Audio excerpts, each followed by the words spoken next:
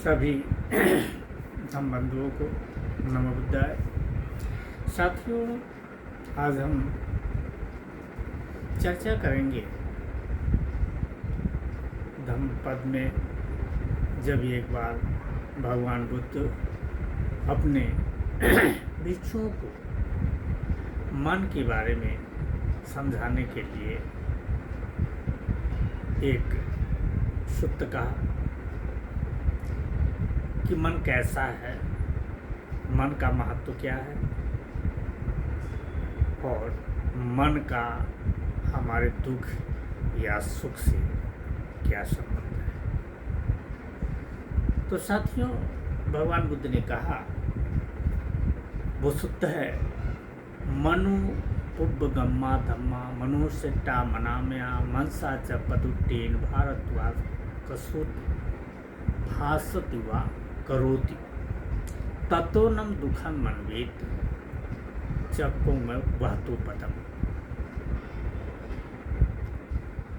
यानी मन ही सभी प्रवृत्तियों का हुआ है। हम जो भी बोलते हैं, जो भी करते हैं, उसकी उत्पत्ति प्रथमतः वो हमारे मन में होती है, हमारे चित्त में होती है। और मन में आने के बाद,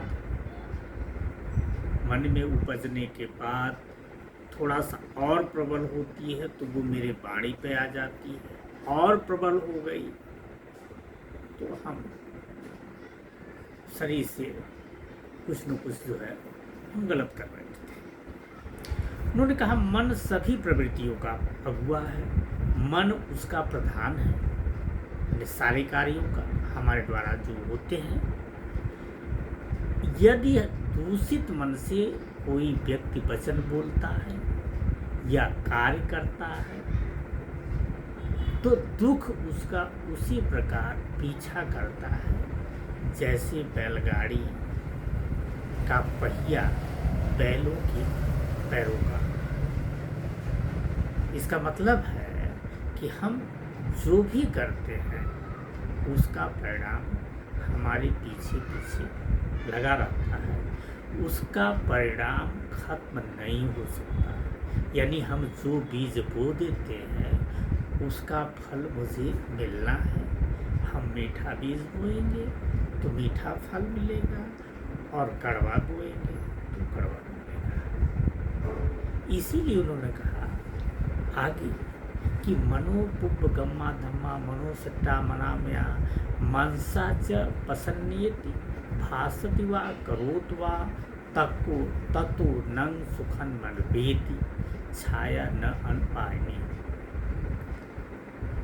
यदि हम प्रसन्न मन से, प्रसन्न चित्त से वाणी बोलते हैं या प्रसन्न मन से काम करते हैं तो सुख हमारा उसी तरह से पीछे पीछे लगा रहता है जैसे सदा साथ रहने वाली हमारी छाया। तो इसीलिए बुद्धिज्म में बुद्ध ने सबसे बड़ा काम किया है कि मन को साधने का। उन्होंने कहा कि मन को आप साध लिए तो आपके द्वारा कोई भी अकुशल कार्य नहीं हो सकता, चाहे वो वाणी से हो, चाहे वो शरीर से हो। तो यदि जो है हम अपने मन को दूषित न करें, विकार युक्त न बनावें, मन को यदि हम निर्मल रखें तो हमारे मन से जो विचार होंगे वो अच्छे होंगे, तो हमारी वाणी अच्छी होगी, हमारे कर्म भी अच्छे होंगे, तो उसके फल ही हमको अच्छे मिलेंगे। इसी को साधने के लिए बुद्ध ने ध्यान पद्धति का प्रयोग किया और लोगों को अपने मन को विकारों से दूर करने के लिए, मन को शांत करने के लिए ध्यान की प्रक्रिया अपनाने के लिए कहा। तो साथियों, यदि हम चाहते हैं कि जीवन में हमारे दुख कम हो, न हो, क्योंकि सुख और दुख एक हमारे मन की स्थिति है,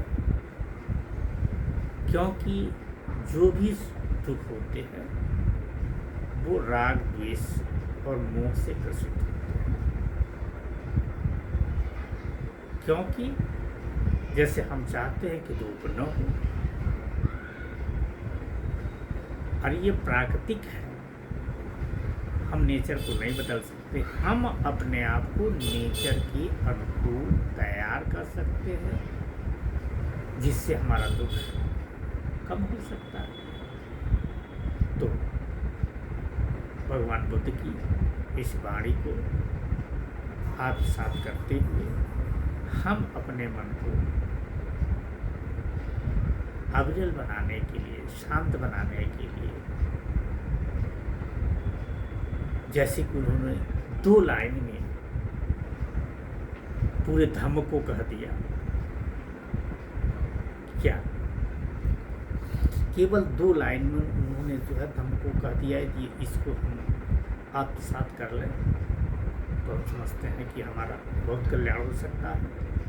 जैसे उन्होंने कहा, सब पापस अकरणं कुशलस्य उपसंपदा सचित्त परियोदपन्नं एतान बुद्ध शासन।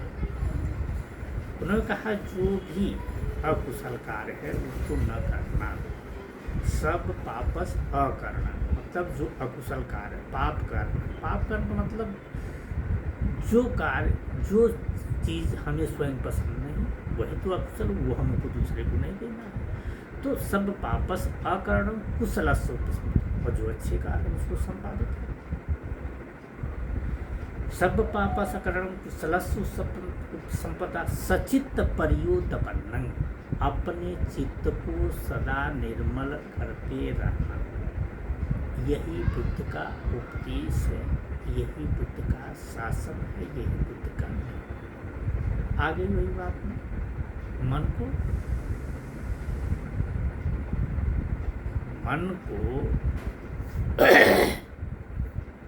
धोते रहना। हम शरीर को धोते हैं, सब धोते हैं, शारीरिक श्रम करते हैं, योगा करते हैं, लेकिन मन का अभ्यास नहीं करते हैं कि इसके अंदर से जो बुराई है, जो विकार है वो निकल जाए। तो सब पापस अकरणं कुशलस्य उपसंपदा सचित्त परियोदपन्नं एतान बुद्ध।